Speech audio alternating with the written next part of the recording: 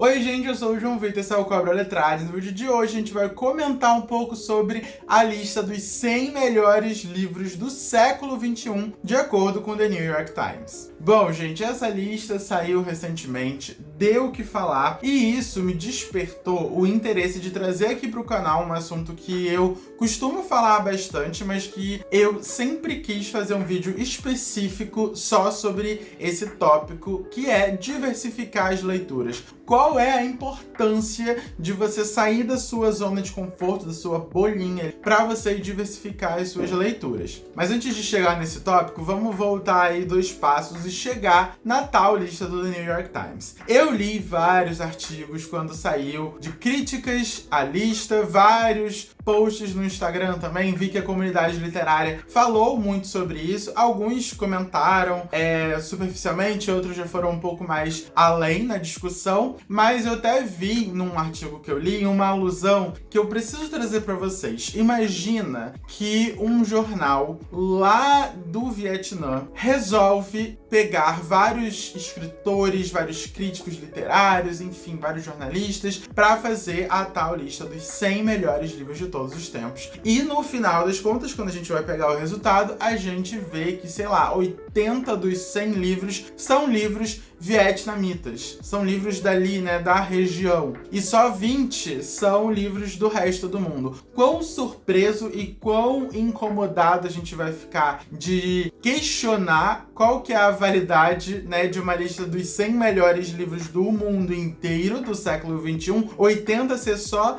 naquela região. Pois é exatamente isso que aconteceu com essa tal lista do The New York Times, porque dos 100 livros, se eu não me engano, apenas 13 não foram escritos na língua inglesa. Todo o resto são de autores estadunidenses, ingleses, etc. E tá na moda, né, fazer esse tipo de conteúdo de 100 melhores coisas do mundo, 100 coisas mais relevantes da década, do século, etc. A Apple, se eu não me engano, tentou fazer isso, aliás, fez de fato, há alguns meses atrás, dos 100 melhores álbuns de toda a história da música, e também virou piada completamente na internet, porque 90% eram de artistas estadunidenses, artistas ingleses, tinha muito pouco diversidade naquela lista e o público caiu em cima como deve ser. E aí o que a gente tira disso? Que essas listas são muito pretensiosas e, sobretudo, vêm com um viés extremamente estadunidense. E a gente sabe, gente, que estadunidense sempre olha pro próprio umbigo, sempre acha que os Estados Unidos é o centro do mundo, né? Convenhamos, é sempre assim, tanto que eles gostam de se autoproclamar a América. Tem até aquela história que filme legendado nem entra nos Estados Unidos, porque o público geral não gosta de ler legenda, tem que ser em inglês. E isso é refletido nessa lista, porque apesar de ser uma lista escolhida por muita gente renomada, que entende do assunto, a partir do momento que todos eles são estadunidenses, ou quase todos, não sei exatamente, da seleção dos 100, como eu falei, 13 apenas não são escritos na língua inglesa,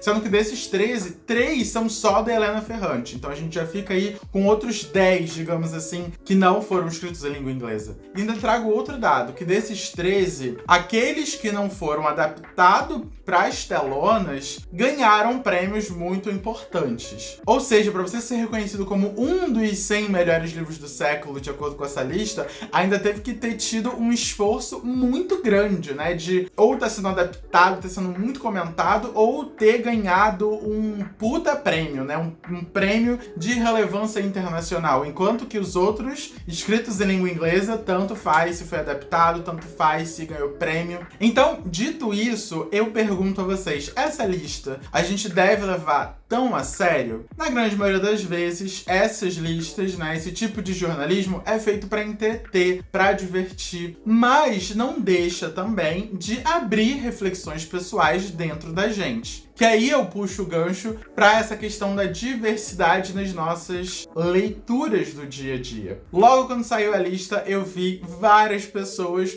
fazendo as próprias listas de pelo menos o top 10 melhores livros do século XXI no Instagram. Inclusive, muito por conta do template da In Libre Veritas, que é a minha amiga, a Egla, enfim, consumiu o conteúdo dela, que é muito, muito, muito bom. Ela disponibilizou um template pra gente ir colocando ali o nosso top 10 e muita gente fez, inclusive eu. Enquanto eu tava vendo essas listas do pessoal, né, do Instagram, eu fiquei me perguntando também quão diversa é essa lista, quantos autores estadunidenses, brancos, homens cis tem nessas listas, quantos livros de língua não inglesa tem nessas listas. Inclusive comecei a criticar a minha própria lista, porque como vocês sabem, eu sempre bato nessa tecla aqui no canal, eu tenho um projeto pessoal de ler mais livros africanos, asiáticos e latino-americanos, justamente porque há algum tempo atrás, acho que faz uns 4 anos, eu me dei conta de que eu tava lendo muitos livros estadunidenses, né, dessa bolha editorial que a gente vive, dos best-sellers, dos mais vendidos e tudo mais, e tava deixando de conhecer novas realidades, novas culturas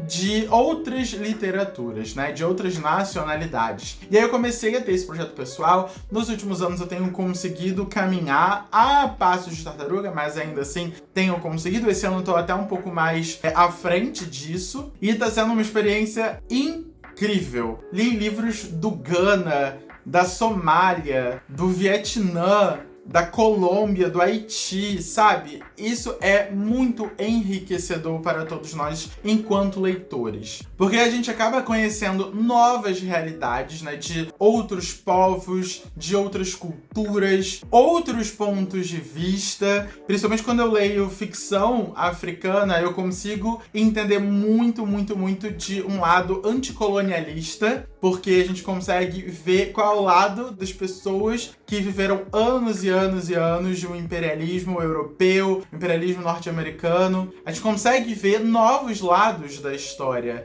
porque muitas vezes a gente é criado vendo o olhar eurocêntrico da história, mas e quando a gente vai ver pelo outro lado, né? Quando a gente vai ver por uma nova perspectiva. E a literatura nos permite essa coisa maravilhosa. Inclusive a gente sair da nossa bolha, que a gente está acostumado, né? Na nossa bolha literária, faz a gente não só ter um entendimento de mundo muito melhor, como a gente também ser mais crítico com aquilo que a gente está lendo. E não só de qualidade, né? Mas também sobre uma questão de contextos, perspectivas e etc. Mas aí você me fala, mas eu não quero sair da minha zona de conforto. Eu leio justamente para me distrair, para me entreter. Então, eu não quero ter que ler um livro de não ficção que se passa no Sudeste Asiático. Beleza, você não precisa ler isso para ainda assim diversificar as suas leituras. Se você é uma grande fã de livros de fantasia, tem como você sair um pouco desse mundinho Sarah J. Maas, Cassandra Clare, Vi Schwab e ler mais livros de fantasia nacionais, por exemplo, fantasias indianas. Por exemplo, tem o Trono de Jasmine, publicado recentemente, que traz muito sobre a cultura indiana e ainda assim é uma fantasia muito bem vista, inclusive, que eu só vi gente falando mil maravilhas desse livro. Então, ainda assim, tem como diversificar, tem como você pegar o gênero que você mais gosta de ler, seja romance, seja fantasia, seja thriller, e você começar a pesquisar outros autores, outras realidades dentro desse gênero para você começar a consumir.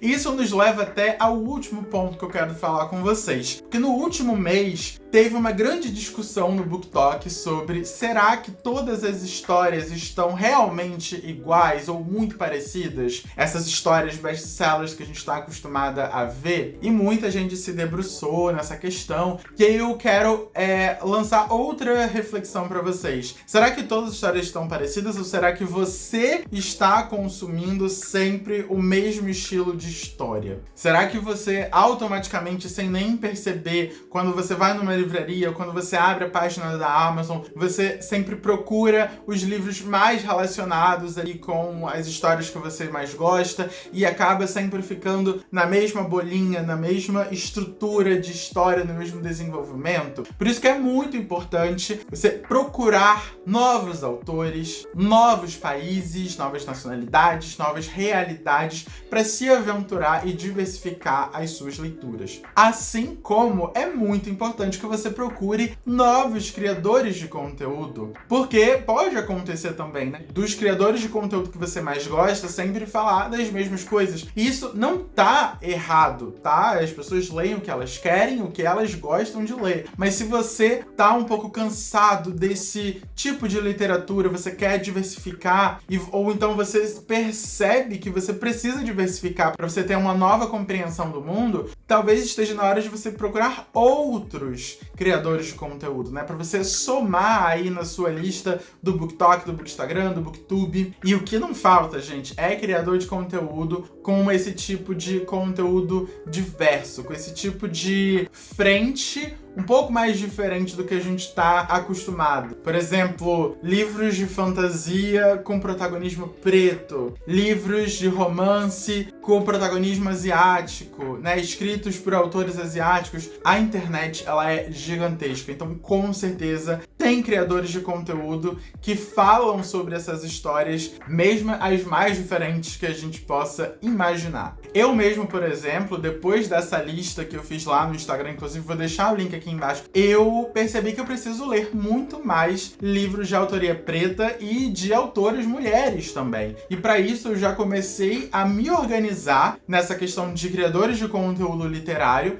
para pegar mais indicações disso. Inclusive, se você tem indicações, me deixa aí nos comentários. Por exemplo, a minha amiga Emanuela Faria, ela tem um conteúdo maravilhoso sobre livros com protagonismo preto. E inclusive pego muitas dicas lá dela e preciso pegar mais ainda. A Egla, né, do @emlibreveritas, também lá no Instagram, faz um conteúdo maravilhoso voltado, sobretudo, para livros escritos por autoras mulheres. E óbvio que eu também não vou deixar de puxar a sardinha pro meu lado e falar que eu, modéstia à parte, faço um trabalho muito bom falando sobre livros nacionais e LGBTQIA+, aqui no canal. Então, o que não falta é opção para vocês diversificarem as leituras de vocês, para começar a mudar isso de pouquinho em pouquinho nas leituras, assim como eu alguns anos atrás comecei e agora já tô aí num passo bem maior. Então eu proponho a vocês não só essa reflexão, como também um desafio de pelo menos até o final desse ano ler 2 livros de autores de nacionalidades bem diferentes do que você está acostumado, ou de realidades muito diferentes, pra gente cada vez mais diversificar as nossas leituras. Inclusive, faço aqui um outro convite para vocês participarem do meu Clube do Livro, Clube das Cobrinhas, porque é um clube do livro focado em literatura LGBTQIA+, então todos os livros ou são escritos ou são protagonizados por pessoas LGBTQIA+, e além disso, eu sempre tento trazer livros de nacionalidades diferentes em cada mês. Então a gente já leu livros do Irã, livros do Brasil. Agora a gente tá lendo um livro da Espanha, que é Mau Hábito, da Alana Porteiro. O próximo vai ser um livro russo. Então, venha ler com a gente que você com certeza vai diversificar as suas leituras também. Bom, dito tudo isso, eu quero agradecer aos meus apoiadores maravilhosos que sempre estão comigo, que sempre estão participando dos nossos sprints de leitura, das nossas discussões. Muito obrigado a vocês e muito obrigado a você que chegou até o final desse vídeo. Se você ainda não se inscreveu ou não deu o joinha aqui no vídeo, por favor, faça isso que você ajuda muito o canal e a gente se vê no próximo vídeo. Tchau!